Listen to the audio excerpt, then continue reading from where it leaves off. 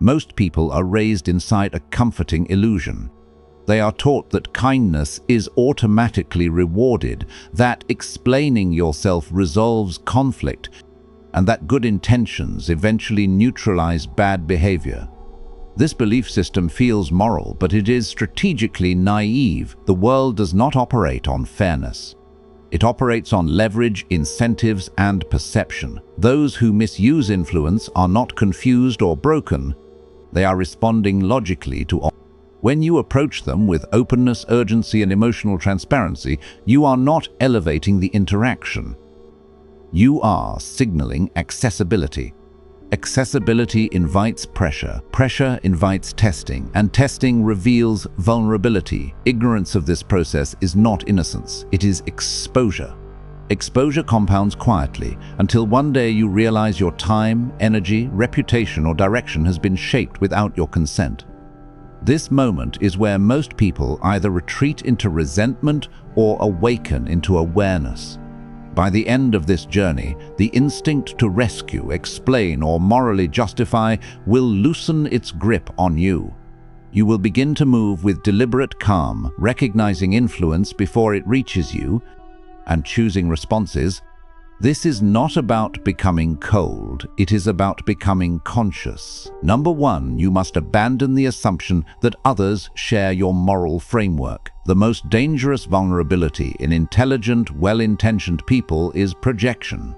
Projection is the unconscious belief that others think, value, and restrain themselves the way you do. It feels reasonable because it simplifies the world, but simplicity is rarely accurate. Machiavelli warned that men are quick to promise and slow to deliver, not because they are evil, but because they prioritize advantage over consistency. This observation was not moral judgment, it was psychological realism. When you assume moral symmetry, you reveal intentions too early. You disclose boundaries before they are tested. You offer trust as a starting point rather than as a conclusion. Psychologically, this collapses informational asymmetry in the other person's favor. You become readable. Readability invites influence. Human beings are not governed by shared ethics, but by individual incentive structures. Some people view interaction as cooperation.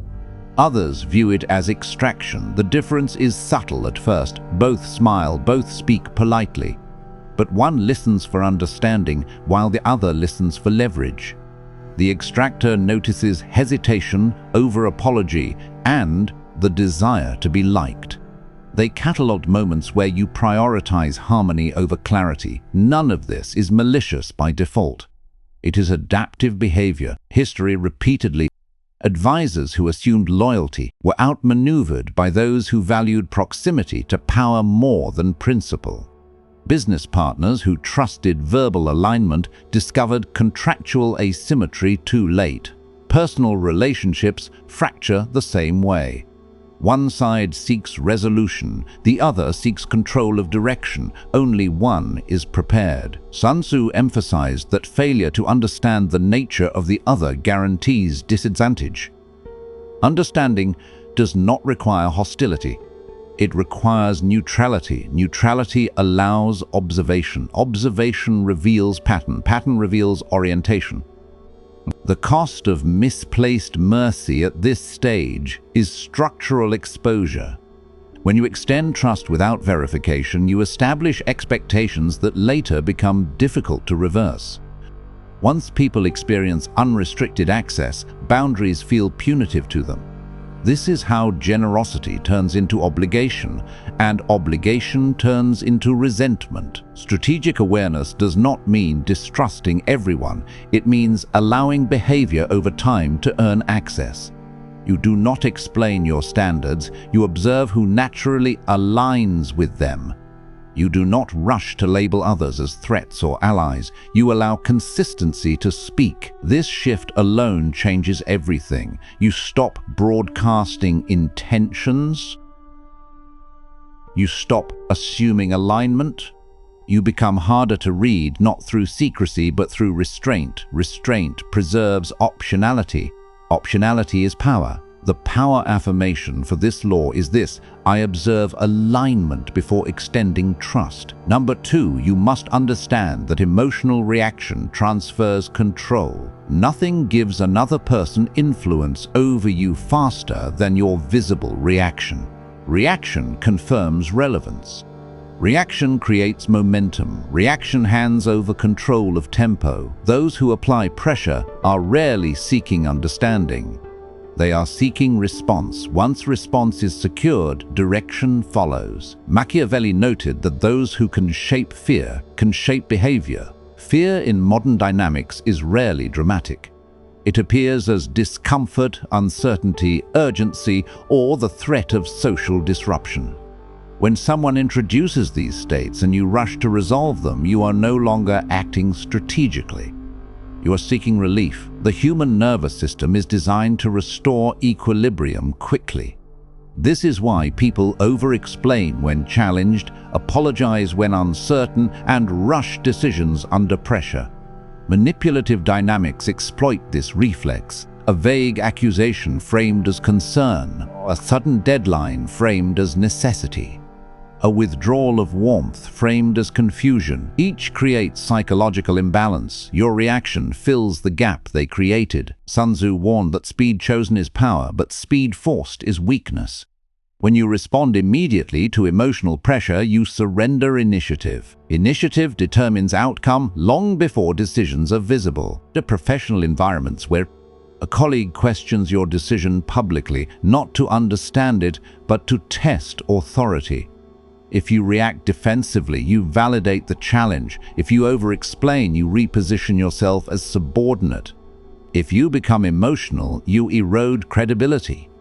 Each reaction shifts power away from you without the other person doing anything overt. The same mechanism appears in personal dynamics. Someone introduces distance to provoke anxiety. The moment you chase clarity, reassurance, or closure, you confirm dependence. Dependence creates predictability.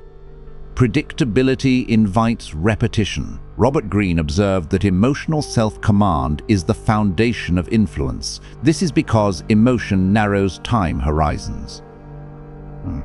It prioritizes immediate relief over long-term position. Strategic thinking requires the opposite.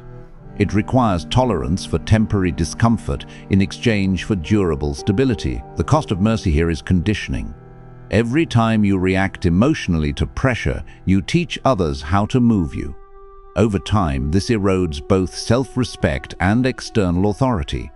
People may sympathize with emotional responses, but they do not defer to them. Strategic restraint is not silence for its own sake. It is refusal to participate in imposed tempo. You pause. You respond when clarity serves you, not when urgency is imposed. Silence becomes informational. Calm becomes a boundary. The absence of reaction forces the other party to escalate or retreat, both of which reveal intent. Historically, leaders who reacted impulsively were steered by those who understood their triggers. Those who mastered stillness created uncertainty in others, which translated into caution. Caution limits pressure. The principle has not changed. When you control your reactions, you control the pace. When you control the pace, you control the interaction. The power affirmation for this law is this: I choose my responses, and timing belongs to me. What comes next goes deeper.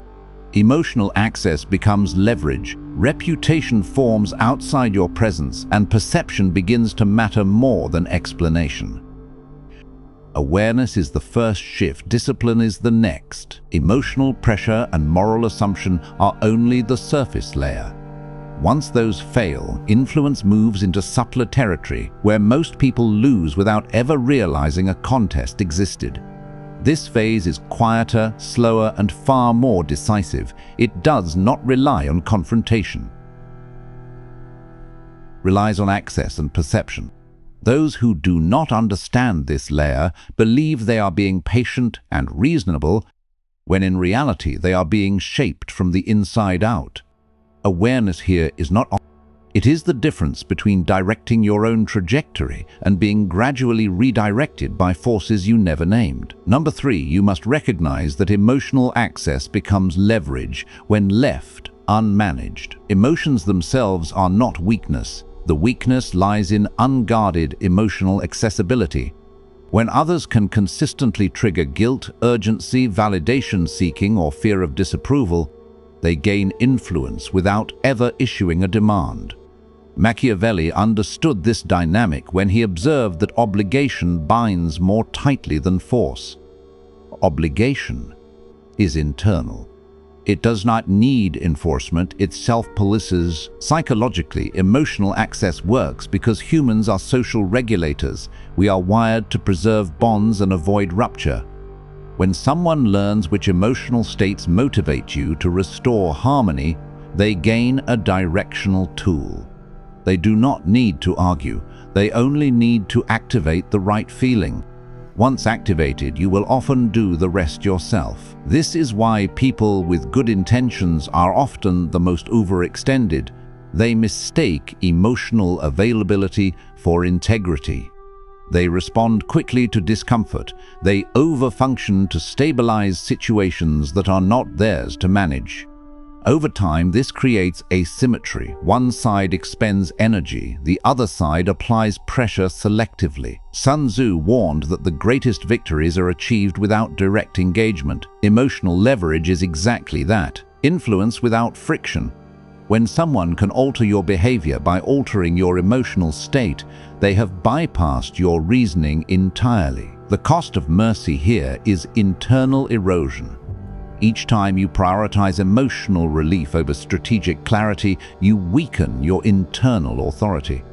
You begin adjusting decisions to manage feelings rather than outcomes. This creates resentment, fatigue, and loss of direction. Worse, it teaches others that emotional pressure works on you, ensuring it will be used again. Strategic discipline does not require emotional suppression. It requires emotional compartmentalization. You feel internally, but you decide externally. You allow feelings to inform awareness, not dictate action. You delay response when emotion is high, because high emotion distorts judgment. Machiavelli advised rulers to avoid being overly generous, not because generosity was immoral, but because it created dependency and expectation. Emotional generosity works the same way. When it is unlimited, it becomes a liability. You begin to regain power the moment emotional access becomes conditional, not conditional on obedience, but on respect for boundaries. You stop explaining emotional decisions. You stop justifying pauses. You stop compensating for discomfort you did not create. Robert Greene wrote that the ability to withdraw emotionally is one of the highest forms of power because it restores. When others realize they cannot easily reach your guilt, fear, or need for approval, influence attempts lose efficiency. The interaction either equalizes or dissolves. The power affirmation for this law is this: my emotions inform me, but access to them is earned. Number 4, you must understand that perception shapes reality more reliably than truth. Truth feels solid, but it is often slow. Perception moves faster. In social systems, speed determines dominance. Machiavelli noted that people judge more by appearances than by substance because appearances are immediately visible while substance requires effort to examine. This is not a flaw in humanity, it is a constraint of attention. Psychologically, humans rely on shortcuts to interpret complex environments. Tone, confidence, repetition, and social consensus often matter more than factual accuracy. This is why perception can outweigh explanation. Those who understand this do not argue facts endlessly, they shape context. When someone plays unfairly, they rarely attack your truth directly, they influence how your truth is received. A raised doubt here, a subtle reframe there, concern expressed without accusation. Each act is small but cumulative. Over time, your explanations begin from a defensive position without you realizing how you arrived there. Sun Tzu taught that shaping the battlefield is more important than winning the clash. In modern terms, the battlefield is perception. If you enter it late, already framed, you fight uphill. The cost of misplaced mercy here is narrative loss. When you assume truth will speak for itself, you surrender interpretive control. Silence without presence becomes invisibility. Over-explanation becomes weakness. Emotional defense becomes confirmation of doubt. Strategic positioning requires intentional visibility. You do not argue every misinterpretation. You establish consistency. You align with stable signals. You allow outcomes to be seen rather than endlessly described. Over time, perception stabilizes around pattern, not rebuttal. Machiavelli understood that credibility comes from coherence. When your actions, tone, and timing align, perception solidifies naturally. Those who try to distort it must escalate, revealing themselves. Robert Greene emphasized that reputation is a form of power capital. It must be managed deliberately, not emotionally. This does not mean. It means awareness that how you are perceived affects how you are treated, regardless of intent. You regain control when you stop chasing every misunderstanding and start designing your presence. You choose when to speak. You choose what is visible. You allow silence to work alongside consistency. This combination creates authority without aggression. The power affirmation for this law is this: I shape perception through consistency, not explanation. As these layers integrate, something changes in how others interact with you. Emotional pressure loses traction. Misinterpretation loses momentum. What follows next is even more decisive. Patterns emerge under stress, and selective visibility becomes a strategic tool rather than a defensive reflex. This is where awareness turns into quiet dominance. Number 5, you must recognize that reputation is the foundation of influence outside your immediate presence. Most people underestimate how much their influence depends on what others say when they are not in the room. Reputation is not about ego or popularity. It is about the signals you send, intentionally or not, and how others interpret them. Machiavelli emphasized that men judge more by what they see than by what they hear. This is because appearances travel faster than substance. Psychologically, humans rely on heuristics to simplify complexity. When they see consistency, confidence, and composure, they infer competence. When they witness hesitation, over-explanation, or reactive behavior, they infer vulnerability. Those who understand this dynamic operate in layers. What is communicated directly is only a fraction of influence. The rest exists in perception. When someone plays unfairly, they often attempt to manipulate this network. They seed doubt subtly. They frame narratives quietly, ensuring that others see the situation through their lens before you can clarify. Most people respond by trying to correct perception directly, creating reactive patterns that reinforce the manipulator's agenda. The strategic mistake is assuming that absence equals irrelevance. In reality, absence amplifies interpretation. The cost of ignoring this law is quiet erosion. Allies, colleagues, or even casual observers may shift their expectations or opinions without you ever noticing. Opportunities begin to slip, not because of failure, but because perceptions solidified before action. Strategic protection involves deliberate visibility. Your work, conduct, and presence must consistently communicate competence, reliability, and composure. The goal is not to dominate others, but to ensure that patterns of perception align with your intentional actions. Sun Tzu noted that indirect influence can be more decisive than direct engagement. What people think in your absence affects their behavior in your presence. Mastery over reputation is mastery over relational currents. Robert Greene emphasizes that once credibility is established, attempts to manipulate perception against you become inefficient.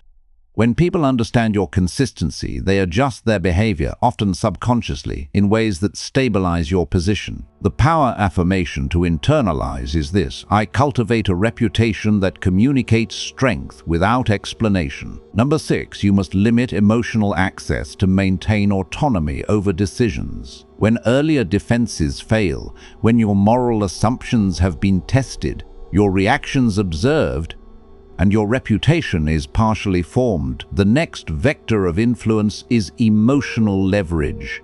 Emotional leverage. Guilt, obligation, nostalgia, or relational pressure are applied not overtly, but as subtle prompts that bypass reasoning. Psychologically, humans are wired to restore balance and preserve connection.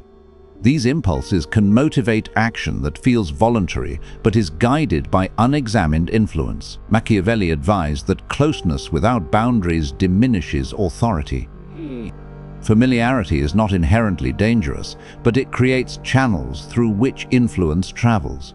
When someone can consistently elicit guilt, over-explanation, or corrective behavior, they have access to your decision-making in a way that does not require explicit negotiation.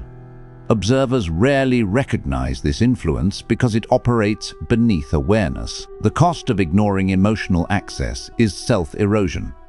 Every time you prioritize another's perceived needs over your clarity of judgment, you incrementally weaken autonomy. Decisions begin to serve relational comfort rather than long-term goals.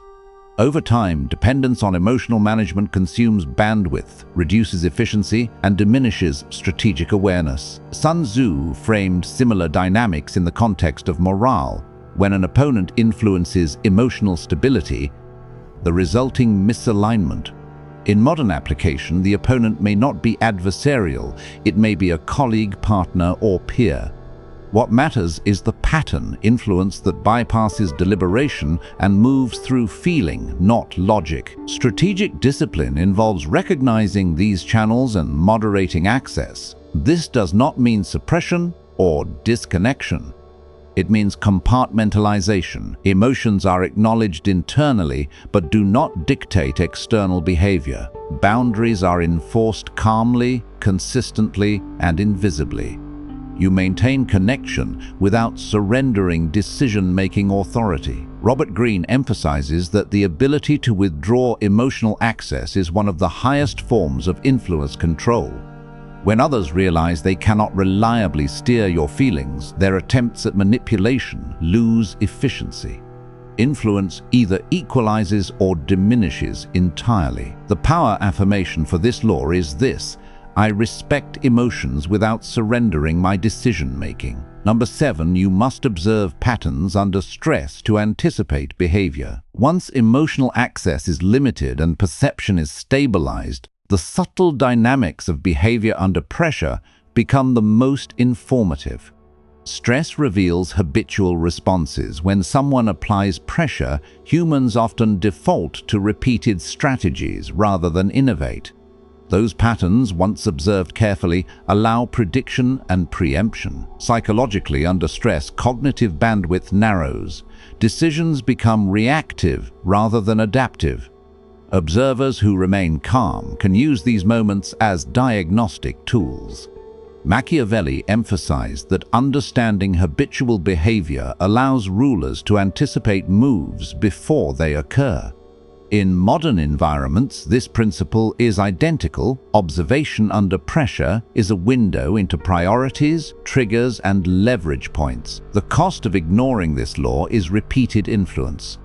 Those who study only surface interactions miss the predictive signal beneath repetition.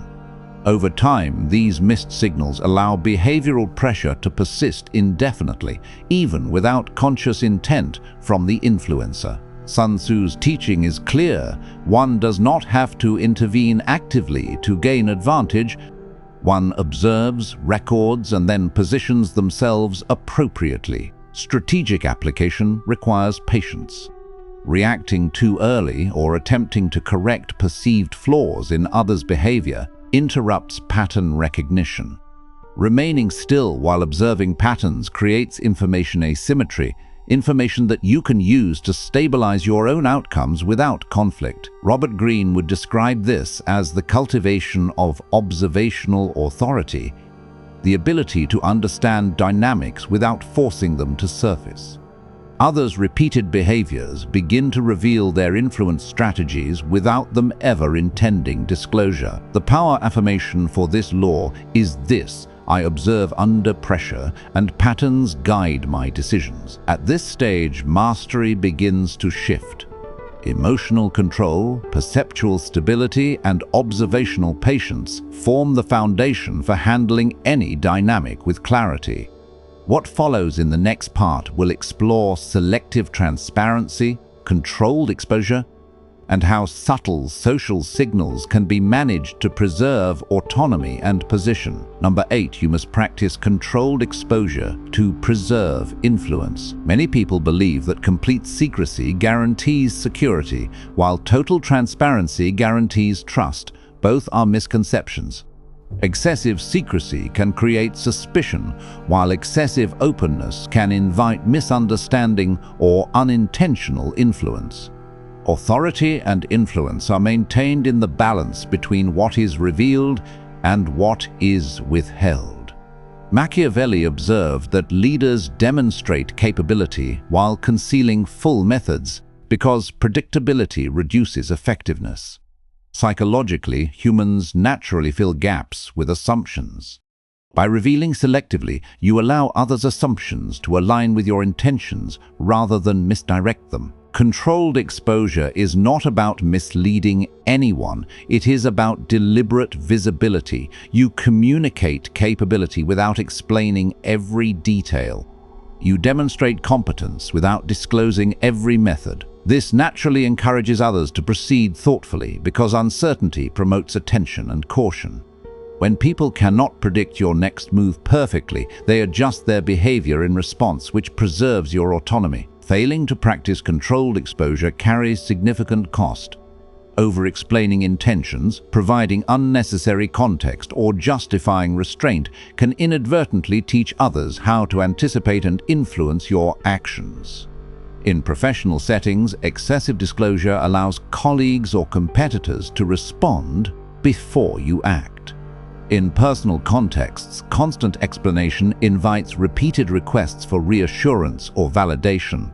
Both situations reduce your independence and clarity. Sun Tzu emphasized that effective strategy is not built on constant deception, but on shaping perception. By managing what is revealed, you guide interpretation without dishonesty. Others will fill in gaps according to their own assumptions, which can create advantageous misalignments. Strategic use of exposure stabilizes perception, building authority without confrontation. The practical approach involves determining what information needs to be shared, what can be inferred, and what should remain private. Focus on outcomes rather than methods. Let achievements demonstrate capability. Over time, controlled exposure establishes a stable and resilient presence. The power affirmation for this law is this: I reveal only what strengthens my position. Number 9, you must allow inconsistencies to reveal patterns naturally. Once emotional access is limited and exposure is controlled, the subtle inconsistencies in behavior become highly informative. When someone is testing influence or applying subtle pressure, they often repeat approaches, overextend, or contradict themselves. These patterns are signals. They are not to be corrected or confronted immediately. Strategic restraint allows these tendencies to emerge, giving insight into priorities, habits, and tendencies. Under stress or when pursuing leverage, humans tend to default to familiar strategies. Arguments are repeated, triggers are tested, and behaviors are escalated. By stepping back, you allow these repetitions to clarify intention and reveal structure. Premature interference disrupts this process, obscuring critical insight and reducing awareness of patterns. Ignoring this law leads to misalignment. Correcting perceived inconsistencies too quickly can communicate urgency or concern, which may unintentionally reinforce behaviors. By observing and remaining calm, you maintain stability and clarity about who sets the tempo. Observers often detect this steadiness, which reinforces credibility even when the person applying pressure believes they have influence. Machiavelli noted that overreacting to minor inconsistencies weakens authority, while Sun Tzu emphasized that allowing patterns to surface naturally creates strategic advantage. In modern social and professional contexts, calm observation is more effective than immediate correction. It allows you to anticipate behaviors and respond in alignment with long-term objectives rather than immediate pressures. The power affirmation for this law is this: I remain steady while patterns emerge. Number 10, you must convert awareness into enduring structure. Awareness alone is not enough. Observing patterns, understanding boundaries, and recognizing influence is valuable. But these insights must be formalized into systems that preserve autonomy and efficiency. Surviving subtle pressures without codifying boundaries allows the same challenges to recur. Machiavelli observed that fortune favors those who restructure after challenges.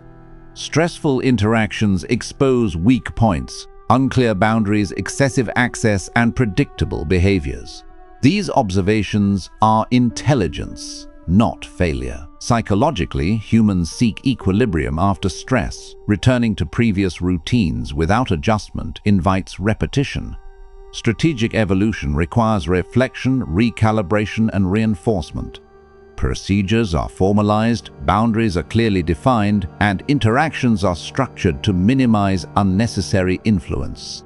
Relationships are approached through clarity and defined roles rather than assumption. The cost of ignoring this law is repetition. Without restructuring, old patterns reappear in new contexts. Opportunities are diverted, energy is lost, and influence diminishes. By transforming awareness into structure, future challenges are either neutralized naturally or rendered less impactful. Sun Tzu highlighted that advantage is secured after engagement, not during. Observing, analyzing, and restructuring creates positions that are resistant to disruption.